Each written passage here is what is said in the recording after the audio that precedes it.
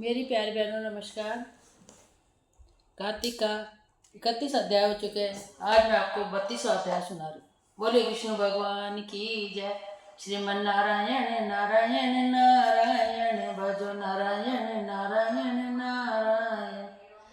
भगवान श्री कृष्ण चंद्र महाराज ने कहा, प्रेतपति यमराज की आज्ञा से धनेश्वर को नरक के पास ले गया और उनको दिखाता हुआ कहने लगा, हे धनेश्वर, इन भयंकर नरकों को देखो जिनमें कि पापियों को यम के दूत सदा ही दुख देते रहते हैं।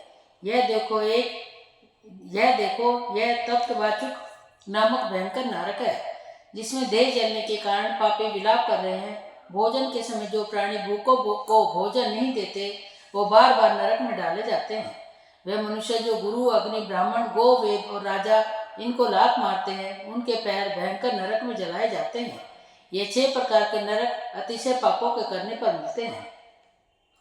अब देखो, ये दूसरा अंत का मिश्र नामक नरक है। हे ब्राह्मण, सूर की भांति मुख वाले तमोक नामक कीड़े इन पापियों को काट रहे हैं। इस नरक में दूसरों को दिल दुखाने वालों को पापी गिराए जाते हैं। अब ये तीसरा क्रकच नामक भयंकर नरक देखो। इस नरक में पापी आरे से चीरे जाते हैं। ये नरक भी अस्मिन, मंत्र, वर्ण आदि भेदों में 6 प्रकार का है। इसमें स्त्री तथा पुरुष पुत्रों में वियोग कराने वाले प्राणियों को कढ़ाई में पकाया जाता है। स्त्री तथा पुत्रों में वियोग करने वाला प्राणियों को कढ़ाई में पकाया जाता है। 2 प्रियजनों का बिछोह कराने वाले प्राणी भी यहाँ इसी नरक में तलवार की धार से काटे जाते हैं और कुछ भेड़ियों के डर से भाग जाते हैं।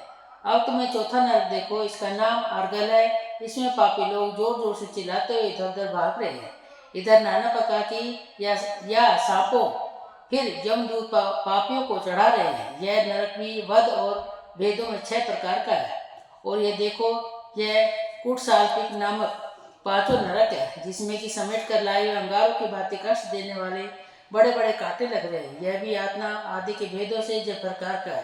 पर स्त्री गमन करने वाले प्राणी इस नरक में गिराए जाते हैं। देखो, ये जैन उत्वण नामक 6वां नरक है, जिसमें कि सिर नीचे करके पापियों को पकाया जाता है।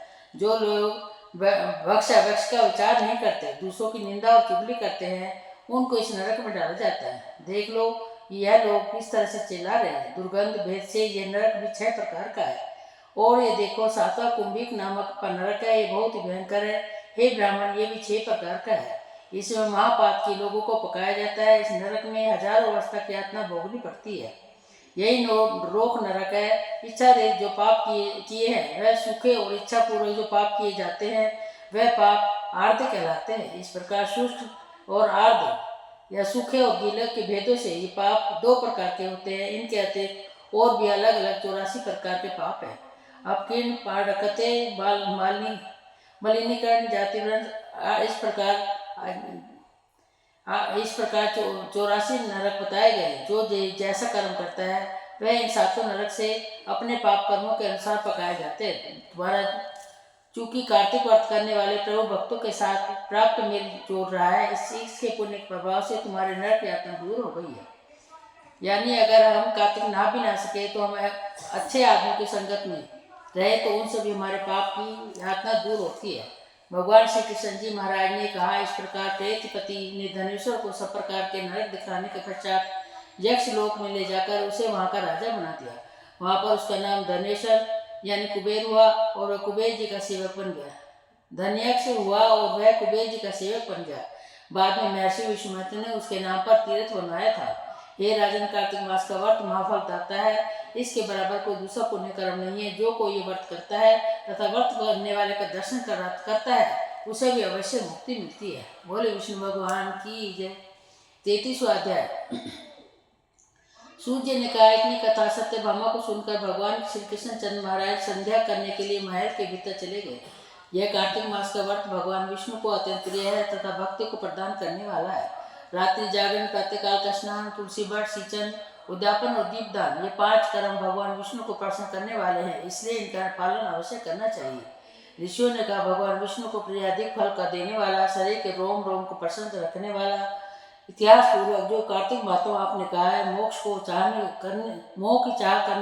मोक्ष की चाह करने वाला, या भाग के इच्छुक मनुष्यों को ये व्रत अवश्य करना चाहिए। किंतु हम एक बात आपसे पूछना चाहते हैं, यह वह है कि यदि कार्तिक मास का व्रत करने वाला किसी संकट में फंस जाए या वह जंगल में अथवा किसी रोग से ग्रस्त हो जाए तो फिर वह कार्तिक का व्रत किस प्रकार करे, क्योंकि यह विष्णु भगवान का अतिशय प्रिय है तथा मुक्ति भक्ति प्रदान करने वाला व्रत किसी प्रकार भी नहीं छोड़ना चाहिए। श्री सूर्य जी ने उत्तर दिया, यदि कार्तिक व्रती किसी संकट में फंस जाए तो वीरता के साथ भगवान शंकर तथा भगवान विष्णु के मंदिर में जाकर जागरण अवश्य करे। यदि भगवान शंकर का मंदिर या भगवान विष्णु का मंदिर पास न हो तो जिस किसी भी देवता का मंदिर पास हो उसे जाकर रात्रि जागरण करे। अगर घना जंगल हो तो फिर पीपल के वृक्ष के नीचे अथवा तुलसी के वन में जाकर जागरण करे। भगवान विष्णु की मूर्ति के सम्मुख बैठकर भगवान विष्णु का कीर्तन करे। ऐसा करने से 1000 गौओं के दान के बराबर फल मिलता है।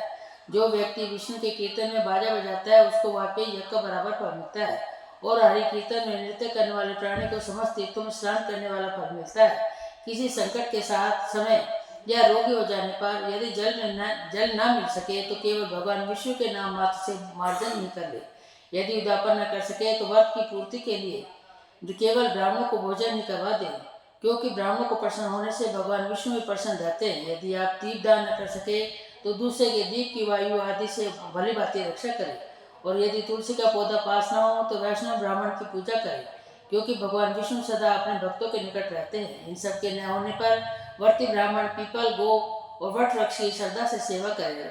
रौनक आदि ऋषियों ने कहा, आपने जो गो और ब्राह्मणों के सदस्य पीपल और वट वृक्षों की क्यों बताया और सभी वृक्षों के में पीपल का वृक्ष और वट वृक्ष शेष क्यों कहे? सूची ने कहा, पीपल का वृक्ष साक्षात विष्णु भगवान है और वट वृक्ष साक्षात शंकर भगवान है और प्लास का वृक्ष साक्षात ब्रह्मा है। इन वृक्षों की पूजा सेवा दर्शन से पापों का नाश हो जाता है। ऋषियों ने कहा, प्रभु हम लोगों को इसमें शंका है कि ब्रह्मा विष्णु शंकर रूप किस वृक्ष रूप क्यों हुए?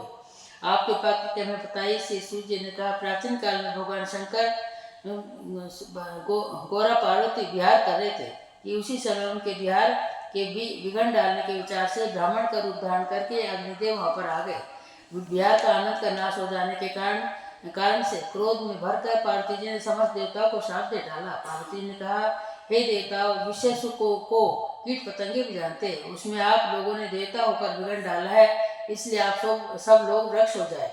सूर्य ने कहा, इस प्रकार क्रोधित पार्वती के साथ देने से सब देवता वृक्ष हो गए।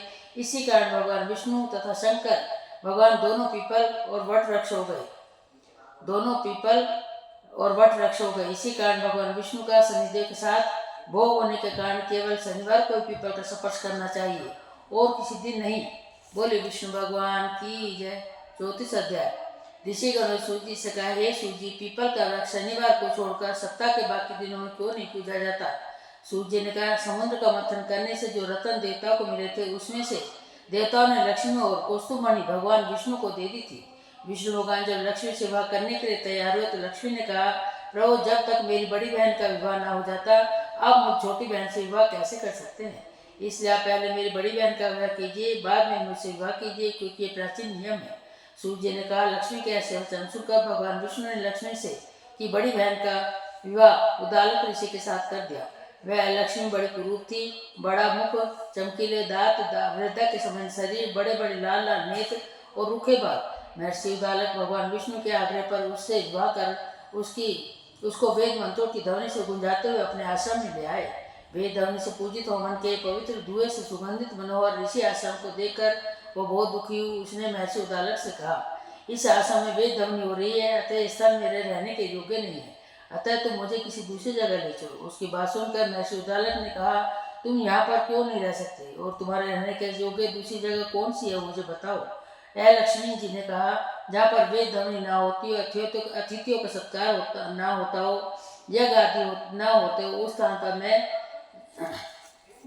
जहाँ ये सब होते हैं उस स्थान पर मैं नहीं रह सकती।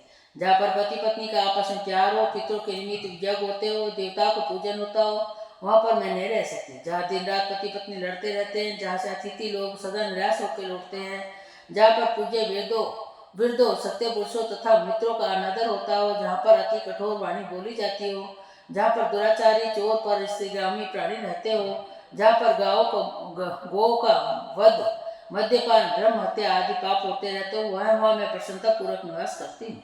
सूत जी ने कहा, इस प्रकार ऐ लक्ष्मी के वचन सुनकर महर्षि उद्दालक का मुख मलिन हो गया।